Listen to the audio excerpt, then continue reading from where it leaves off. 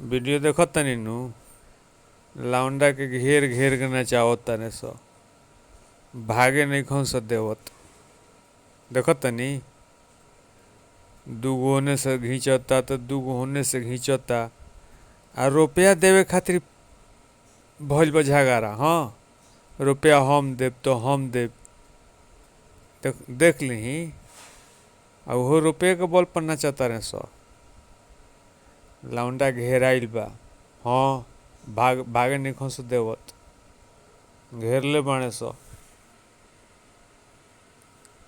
दूगो होने ई हो हाचाड़ घेर ले बा होने से भागो रहे दूगो लौंडा बा। हाँ दूगो भागो रहे बानू हो चश्मैला बा भागो रहे फेन घेर के ले लें सो भागहू नहीं घुस देवत देखो तैनू ये तो रुपया साधा ली हैं सो आज।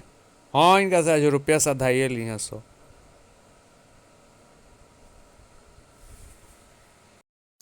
पूरा वीडियो नहीं देखा लेनू देख ली। यह हो असली भोजपुरिया हाचाड़।